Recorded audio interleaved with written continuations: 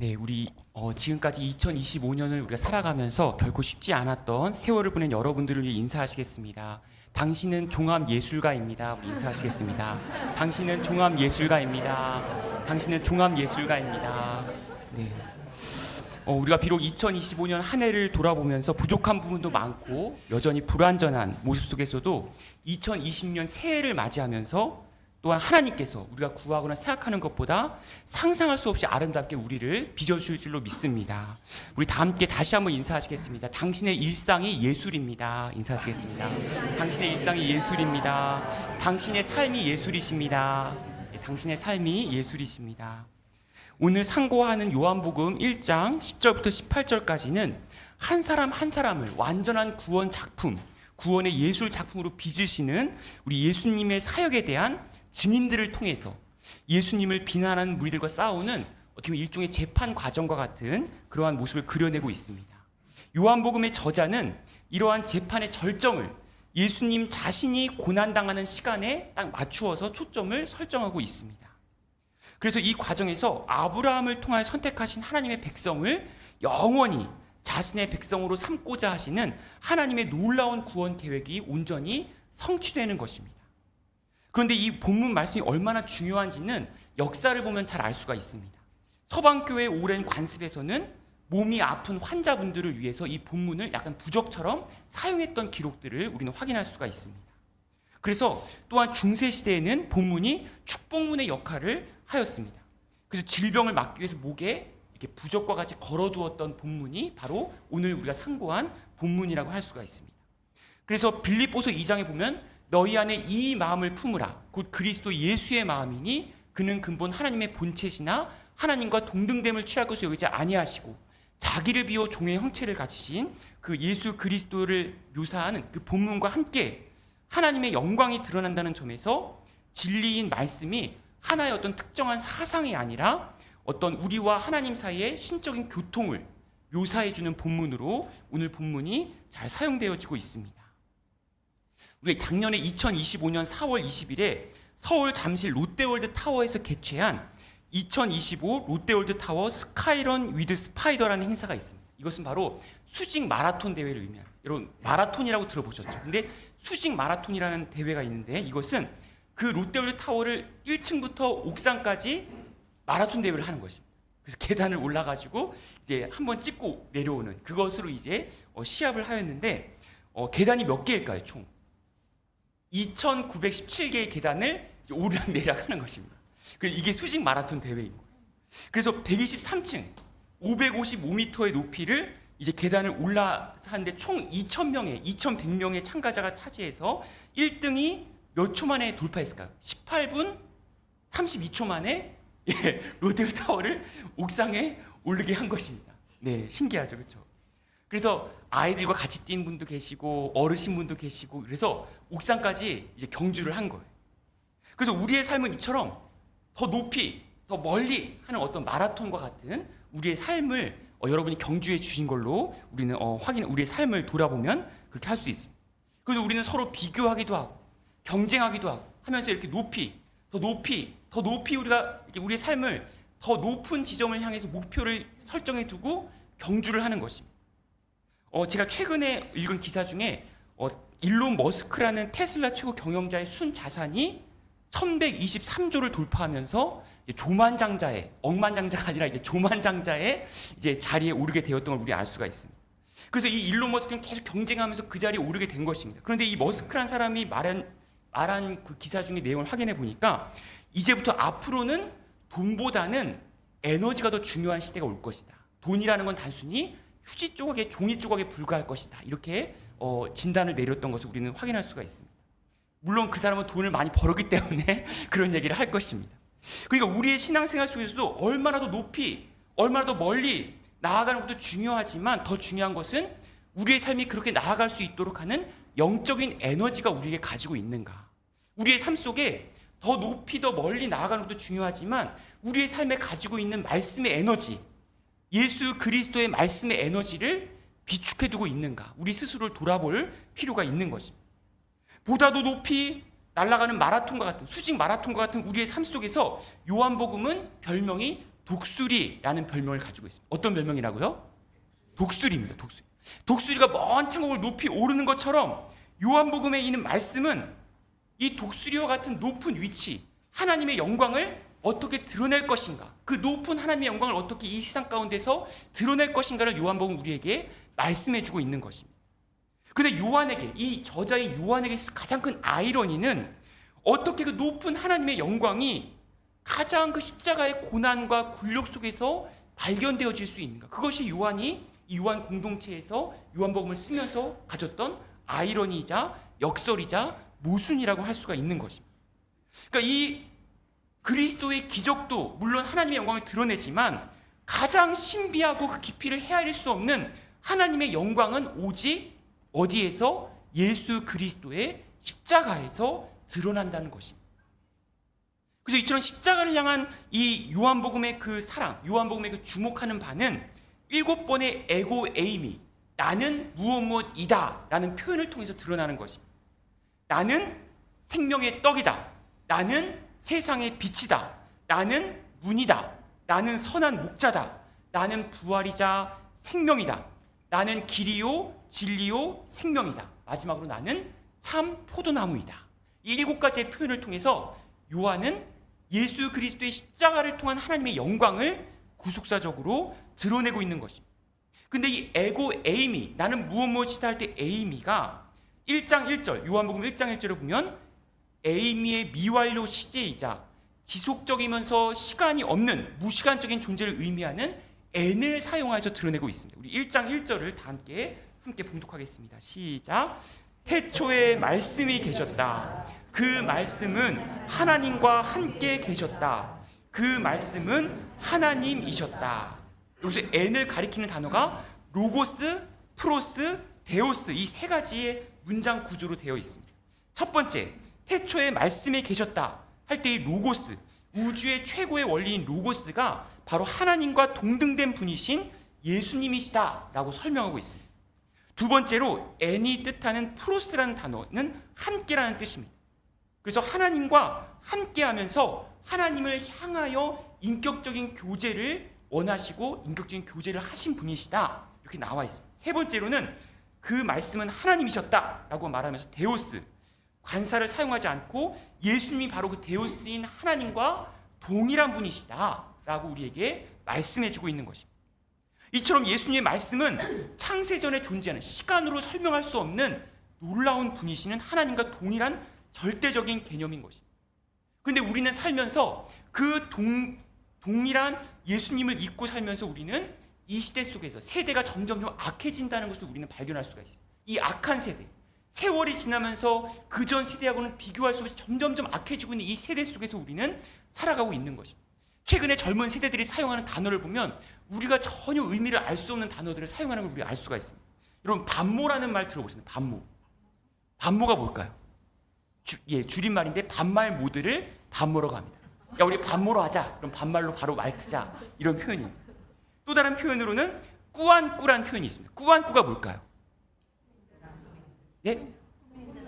오, 거의 근접했습니다. 꾸며도 안 꾸민 듯. 꾸안꾸. 그럼 꾸꾸꾸는 뭘까요? 꾸꾸꾸. 꾸며도 꾸질꾸질. 네, 꾸며도 꾸질꾸질. 마지막으로 제가 말씀드리면 되지런하다라는 표현이 있어요. 되지런하다. 이건 뭘까요? 되지런하다. 부지런하다랑 랑 비슷하죠, 그렇죠? 되지런하다는 표현은 그 사람 참 되지런해. 그러면은 평소에는 별 볼 일 없이 평범하게 살다가 먹는 것 앞에서만큼은 부지런하게 그리고 열심히 먹는 것을 되지런하다. 이게 욕인지 모르겠어요. 잘 여러분 사용하면 안 됩니다. 그래서 그 사람한테 우리 교회는 그런 분이 없는 줄로 믿습니다. 네, 그 되지런하다. 그 사람 참 되지런해. 그러면은 먹는 것 앞에서만 하면 순식간에 막 돼지처럼 막 꾸역꾸역 이렇게. 죄송합니다. 네. 그래서 이런 걸 이제 젊은 사람들이 이걸 이용을 사용하고 있는 것이죠. 어느 지하철에서 날씬하고 키 큰 아가씨가 배꼽티를 입고 노약자 좌석 옆에 서 있었습니다. 네, 서 있었는데 뭘 입고요? 배꼽티를 입고 서 있었어요. 서 있었는데 거기 앉아 있어 할머니께서 그래서 배꼽티를 이렇게 내리시는 거예요. 내리시는 거예요. 그래서 왜 그러세요? 여성분이 그러니까 할머니께서 아주 온화하고 천사 같은 표정을 지으면서 뭐라고 말씀하셨을까요? 아이고 착해라, 동생 옷도 물려 입고 요즘 이런 아가씨가 어디 있을까? 네, 이게 세대차가 이게 느껴지는 거죠, 그렇죠? 배꼽티가 뭔지 모르고 계속 내리시면서 아이고 착해라, 동생 옷도 물려 입고 그러시는 거죠. 그러니까 우리가 이렇게 하루가 달라지는 세대 차이 속에서도 함께 하시는 예수 그리스도를 증거하는 많은 사람들과 사건들이 있지만, 요한복음에서 가장 확실하게 증거하는 그 증인은 바로 예수 그리스도 자신의 인격인 것입니다. 예수님 스스로가 인격을 다해서 자신을 증거하는 거예요. 하나님과 동일하신 예수님께서 종의 형체를 갖고 있고 오셔서 우리를 구원하시기 위해서 자신의 인격을 다해서 예수님 스스로 증인된 삶을 살아가고 계신 것입니다. 그래서 아까 말씀드린 그 말씀은 하나님과 함께 계셨다 할 때 이 프로스라는 단어가 대단히 중요한데, 이 프로스는 장소, 함께하는 장소, 위치를 의미하는 것도 있지만 동시에 그 사람의 성향, 방향을 의미하는 것도 있습니다. 그러니까 단순히 함께 존재한다는 개념이 아니라 우리 2020년 한 해를 살아가면서 우리도 함께 능동적으로 예수님께서 하나님과 함께하는 관계를 맺는 가운데 하나님과 동일한 행동을 하고 하나님의 형상을 그대로 드러내는 것, 이것이 바로 프로스의 의미인 것입니다. 그래서 본문 1절에 태초에 라는 말씀이 있는 이 엔 아르케라는 단어는 시간과 장소가 존재하지 않는다는 점에서 이 시간 그 바깥에 존재하는 것입니다. 예수님께 창세 전에 이미 우리 한 영혼을 향한 놀라운 계획을 갖고 계신 것입니다. 그런데 현대인들은 그럼에도 불구하고 그 예수 그리스도를 망각한 채 세상의 외향적인 모습과 세상의 영광의 모습에 취해서 살아갈 때가 많이 있습니다. 개인의 외모에서부터 도시와 공공적인 영역이나 경제나 생태 모든 것까지 외형적인 아름다움을 추구하는 이 세대 속에서 우리는 살아가고 있는 것입니다. 로이 에스콧이라는 유명한 그 미학자가 있습니다. 미학자가 쓴 로이 에스콧이 쓴 이제 저서 중에 하나가 있는데, 그 저서에서 보면은 로이 에스콧은 디지털 공간에서 많은 젊은 세대들이 다중적인 실제 속에 살아가고 있다. 여러 가지 실제가 층층이 있는 실제 속에 살아가고 있다. 그래서 이것을 서로 간에 이 디지털 공간과 저 공간 속에서 중재하는 힘이 없기 때문에 보드리아라는 철학자는 이것을 의미의 재앙이다라고 말합니다. 의미의 재앙. 내가 이것을 통해서 어떤 의미를 말했다고 했을 때 이 젊은 세대 중에 어떤 사람은 디지털 공간에 다른 공간에 갇혀있기 때문에 이 의미가 연결이 안 된다는 거예요. 그래서 의미의 재앙 속에 우리는 살아가고 있다. 내가 무엇인가를 복음을 말한다고 하더라도 다른 사람은 그 복음을 그 고지고대로 듣지 않는 자신만의 지금 공간 속에 갇혀있는 이런 세대 속에서 우리는 살아가고 있는 것입니다. 그 세대 속에서 우리가 오늘 본문 말씀이 말하고 있는 말씀이라는 의미는 첫 번째로는 역동적인 에너지를 의미하는 것입니다. 영혼을 사로잡게 하는 힘을, 이 말씀 자체가 힘을 가지고 있는 것입니다. 두 번째로는 잠언에서와 같이 말씀은 인격적인 지혜를 의미하는 것입니다. 그냥 지혜가 아니라, 처세술이 아니라 인격적인 예수 그리스도의 인격이 역사하는 지혜를 말씀이라고 말하고 있는 것입니다. 세 번째로 말씀은 하나님의 대리자라는 것입니다. 모세가 이스라엘 백성들을 출애굽하게 할 때에 하나님의 말씀이 함께하겠다고 하신 것처럼 하나님의 대리자로서의 역할을 하는 것이 바로 오늘 본문이 말하고 있는 말씀인 것입니다. 그래서 요한복음이 기록될 당시에 그리스 철학을 변증하기 위해서 요한복음이 쓰여졌지만, 그리스 철학에 도저히 따라할 수 없는 부분이 뭐냐면 바로 말씀이 육신이 되었다라는 것입니다. 육신이 되었다라는 것 이 자체만큼은 로마와 그리스와 헬라 철학에 절대 따라할 수 없는 그 영역이 바로 하나님께서 우리 인간의 몸을 입고 오셨다는 것, 그것만큼은 세상에는 학문이 도저히 따라할 수 없다라고 폴 틸리라는 철학 그 신학자는 그리스도의 사상사에서 이렇게 말씀하고 있는 것입니다. 그래서 중요한 것은 본문 3절에 보면 근원이신 예수님으로부터 나온 모든 만물을 의미하는 판타라는 헬라어가 단순히 우주 전체를 의미하는 것이 아닙니다. 이 판타라는 것은 시간을 초월해서 과거, 현재, 미래의 모든 만물 하나하나의 고유한 개성을 존중하는, 그러면서도 그 전체를 감싸 안는, 그것이 바로 만물을 의미하는 것입니다. 이 만물을 예수님께서 한 명 한 명, 우리 한 명 한 명의 개성과 고유성을 존중하시면서 그분의 구원 사역을 인도하고 계신 것입니다.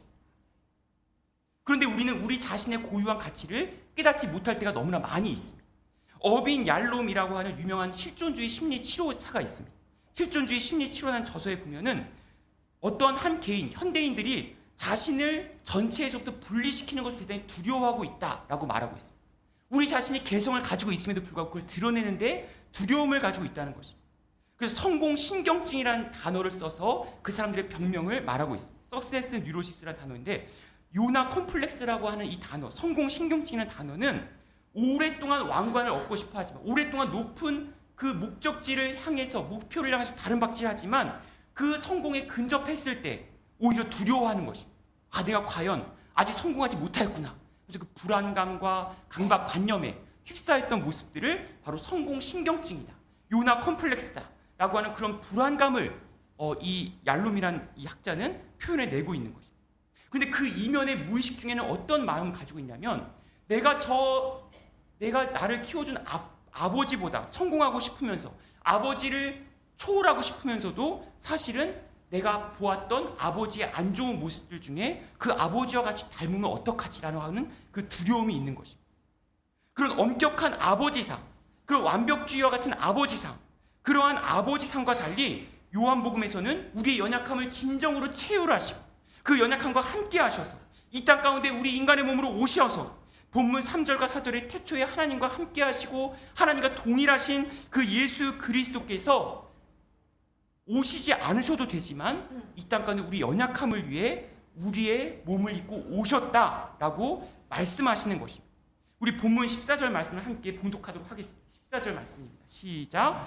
그 말씀은 육신이 되어 우리 가운데 사셨다. 우리는 그의 영광을 보았다. 그것은 아버지께서 주신 외아들의 영광이었다. 그는 은혜와 진리가 충만하였다. 아멘. 여기서 말씀이 육신이 되었다라는 것은 그의 장막을 세우다라는 표현입니다. 스케노라는 해서 거주하다. 구약의 이스라엘 백성들이 광야에서 하나님께서 그들 가운데, 하나님께서 늘 함께 장막 가운데 계신 것처럼 우리의 몸 가운데, 우리의 마음 깊숙한 곳에 예수님께서 장막을 내리셨다라는 것입니다. 그저 이 땅에 잠시 나타나신 것이 아니라 자신의 구원 사역을 끝마칠 때까지, 이 세상 끝날 때까지 우리 가운데 장막을 내리셔서 영원히 함께 거하시는 것입니다. 최근에 나이지리아의 유명한 시나크라고 하는 흑인 여성이 작곡한 웨이메이커라는 찬양이 있습니다. 웨이메이커, 길을 만드는 사람이라는 뜻인데, 그 웨이메이커가 전 세계적으로 주목을 받아서 이미 유튜브에서는 2억 명 정도가 시청했다고 합니다. 그래서 여러분 한번 들으시면 좋을 것 같은데, 근데 저도 이 시청을 하다가 여러 그 데모 버전이 있는데, 어떤 버전 중에 흑인 남성 찬양 인도자가 찬양하면서 이 웨이메이커를 찬양하면서 들은 간증의 한 부분을 여러분에게 소개해드리고자 합니다. 젊은 시절에 이분은 홈리스, 집이 철거당할 위기에 처해 있던 것입니다. 집이 이제 완전히 쫄딱 망해가지고 집이 이제 정부로부터 철거를 당할 운명에 있는데, 어떤 방에 들어가 보니까 자신의 어머니께서 엉엉 울고 계신 것입니다. 그래서 어머니께서 울고 계신 거 보니까 집을 철거당할 운명에 있어 너무 슬픈 나머지 울고 계시구나라고 생각해서 어머니 울지 마세요 했더니 어머니께서 그것이 아니라고 하는 것입니다. 자신은 집이 철거당해서 울은 것이 아니라, 슬퍼서 울은 것이 아니라, 우리가 비록 집을 잃었지만 예수 그리스도를 포기하지 않았기 때문에, 예수 그리스도를 우리는 가지고 있기 때문에 기뻐해서 나는 울고 있는 것이다 라고 고백했던 그런 간증이 있었습니다. 저는 그것을 보면서 굉장히 큰 은혜를 받았습니다. 우리가 비록 현실적으로는 집을 잃었다 하더라도, 우리가 비록 현실적으로는 억울함을 당했다 하더라도, 우리는 2020년 새해를 살아가면서 예수 그리스도께서 우리의 마음 가운데 장막을 내리셔서 우리 가운데 영원히 구원 사역을 끝까지 포기하지 않으시고 우리의 영혼 한 영혼 한 영혼을 위해서 세상 끝날까지 함께 하시는 것, 그것만으로도 우리는 기뻐하고 기쁨의 눈물을 흘려야 될 줄로 믿습니다. 그래서 참빛이 세상에 올 때, 세상이란 단어에 대해서 담임 목사님이 설교하신 것처럼 인간의 몸을 입고 오신 예수님을 깨닫지 못할 뿐만 아니라 여전히 세상은 그를 미워하고 있어요. 하지만 그럼에도 불구하고 예수님께서는 끝까지 우리와 함께 우리의 마음속에 장막을 내려주셔서 영원히 우리에게를 위해서 구원 사역을 포기하지 않을 줄로 믿습니다. 하지만 우리 현실은 어떻습니까? 한국기독교사회문제연구원이 발표한 주요 사회 현안에 대한 개신교인 인식조사 연구에 의하면은 비기독교인, 기독교인이 아닌 사람이 기독교인을 바라보는 신뢰도 조사에 의하면 8.9%의 신뢰도를 발표한 바가 있습니다. 불교인은 39.8%, 천주교인은 36.4%인 반면에 기독교인은 여전히 8.9%만이 신뢰하고 있다라고 말하고 있습니다. 이 비기독교인들이 종교를 평가하는 가장 중요한 기준은 종교의 교리나 아니면 사회적인 돌봄이 아니라 타인에 대한 겸손한 태도이다라는 것입니다. 타인에 대한 겸손한 태도가 우리는 부재하기 때문에, 없기 때문에, 찾아보기 힘들기 때문에 우리의 마음속에 여전히 언제 어디서든지 예수 그리스도께서 장막을 내리시는 그 은혜를 계속 기억하기보다는 예수 그리스도의 외향적인 영광만을 취하면서 높은 자리에 올라가고자 하는 기독교인들이 많기 때문에 오히려 우리는 신뢰도가 현격히 낮아진 것이 아닌가, 우리 스스로에 돌아볼 필요가 있는 것입니다. 베드로 역시 마찬가지였습니다. 베드로가 예수님께서 엘리야와 모세가 흰옷 입을 모습을 보는 걸 보시자 베드로가 뭐라고 말했습니까? 여기가 좋사오니 여기서 장막 셋을 짓고 여기서 사는 것이 좋겠습니다. 외향적인 영광만을 취했던 베드로가 바로 우리 자신의 모습이 아니었는지 우리 스스로를 돌아볼 필요가 있는 것입니다. 예수님께서 하나님을 영화롭게 하고 하나님에 의하여 그분이 영화롭게 되는 것은 어떤 외향적인 영광의 모습이 아니라, 굉장한 능력을 발휘하는 어떤 기적의 모습이 아니라 아들로서 죽음에 이르기까지 하는 겸손한 순종으로부터 진정한 십자가의 능력이 나오게 되는 줄로 믿습니다. 마지막으로 제가 하는 소설로 이야기를 마치도록 하겠습니다. 1964년에 발표된 김은국 저자의 소설인 순교자라는 소설 이야기가 있습니다. 북한군이 평양을 점령했을 때에 인민군에게 12명의 목사가 살해되고 살아남은 신목사님을 중심으로 이야기가 전개되고 있습니다. 살아남은 신목사님은 배신자라는 누명을 씌웠지만 사실은 12명의 목사가 죽으면서까지 하나님을 믿지 못하고 오히려 인민군들에게 살려달라는 애원을 하였다가 죽음을 맞이하였다는 사실을 끝까지 숨기고 있습니다.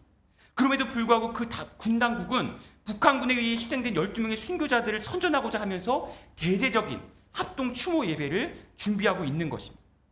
이처럼 형식적이고 외향적인 종교 생활로 인해서 우리 스스로가 진리이신 하나님의 말씀은 어둠에 처한 만물 구석구석에 다시 생명을 주기를 원하십니다. 그런데 우리는 외향적인 영광의 모습에만 취해서 우리는 우리 스스로의 마음속에 예수 그리스도께서 장막을 내리시는 것을 깨닫지 못한 채 우리는 외향적인 모습에 취해 있는 것은 아닌지 우리 스스로 돌아볼 필요가 있습니다.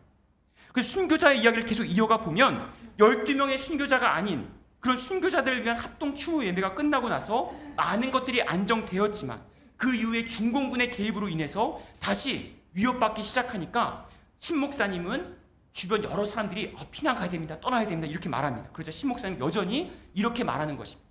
나는 노약자와 안의자들을 두고 떠날 수가 없습니다. 나는 그들 곁에 있어야 합니다. 나만이라도 남아서 하나님께서 그들을 돌보고 있다는 점을 믿게 하여야 합니다. 이처럼 우리의 삶이 억울함으로 인해서 우리의 삶이 여전히 해결되지 않는 삶의 자리 속에서도, 노력한 대로 열매를 맺지 못하는 현실 속에서도 예수님의 몸된 장막을 삶 가운데 뿌리 내리는 것이야말로 진정한 십자가의 능력임을 고백하는 여러분이 될 수 있기를 간절히 소망합니다. 이처럼 충만한 가운데 계신 예수님께서 본문 14절에서 말씀이 육신이 되어 거하시는 사랑과 겸손을 통해서 우리가 2026년에는 노력한 대로 열매를 맺지 못하더라도, 억울함이 해결되지 않더라도 예수님의 몸된 장막을 삶 가운데 뿌리 내리는 여러분이 될 수 있기를 간절히 소망하며 함께 침묵으로 기도하시겠습니다.